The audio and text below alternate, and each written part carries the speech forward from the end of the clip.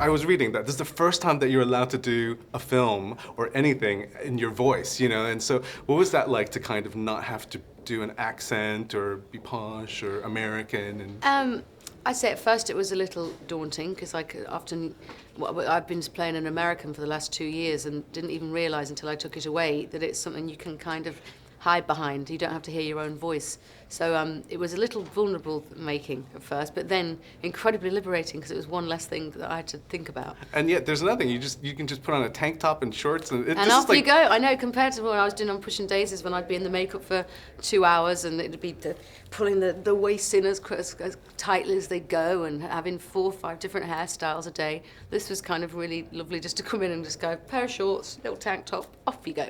But yet they probably hang you up on a, you know, what were those things like to do these like big, you know, running through? And we were in harnesses for about a week, which at first, because the idea of it was all very exciting, I'm like, oh, we're going to be 30 foot up in the air, and that all looks very exciting. And then until cut to Friday, and you just eaten lunch, and we're all like, oh, please not the harnesses again. Do we really have to put them on? But it was all great. It was all great fun. This means you're ready for your big action film. Is that the? Oh yeah. Look at those. Look at those chops.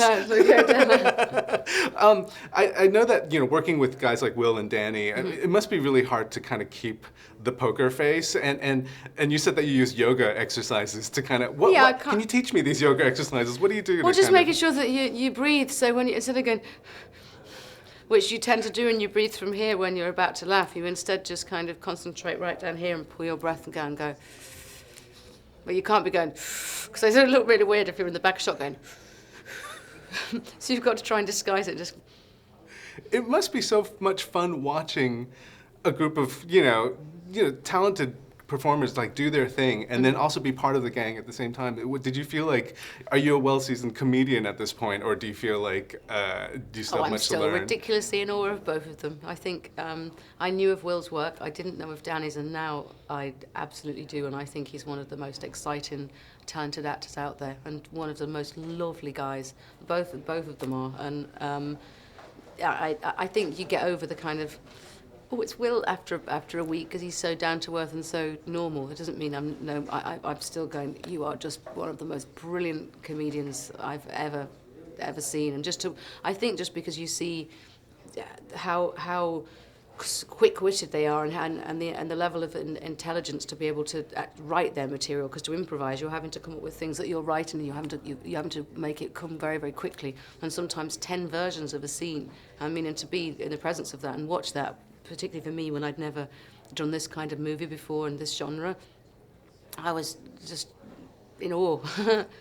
I mean, normally films like this, they would kind of put you against a green screen and you have to walk, you know, play it to a ball or something. But yet, we had to do that sometimes. Did you really? Yeah. Oh, well, unfortunately, the dinosaurs weren't available for our movie, so we had to make do with a tennis ball and thing. Oh no, the sets. But yeah, it's good that you know that. And I often when we were shooting on these incredible sets, we're like, oh God, I hope people don't think it's CGI and it's all special effects, because the designer had done such a good job, and they were vast. When you go to the Sleestack land, everything that you see before you, we could see. We weren't having to imagine anything. The only thing was like the sky. You'd have the light boxes above us, and they'd have to they superimpose that. Your career's taken an interesting, because you've done really well back home, and then you've done well in the United States. Do you feel like, you know, this momentum of like, I'm going to be a A-list superstar? I don't know. What do you? I touch wood and just go. I don't think. Oh, I want to be big and famous and I want to be an A-list star. I think all I can seriously hope for is longevity. And I've been working since I was 16, and if you can have an international audience, then it opens up a lot more doors to be able to work with a lot of great directors, and therefore become a better actress. So longevity and to be better. Well, I couldn't hope for more. We are doing a montage of the chorus line. I was wondering if I can give you the I hope I get it, I hope I get it lines. Go on then. No, you're supposed to do it. I hope I get it. I hope I get it. I hope I get it. How many? What is it? How many people does he need? Yeah. How many people does he need?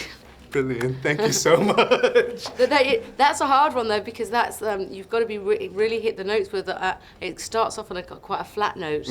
If you can't put those together, that's going to be horrible. We'll do it.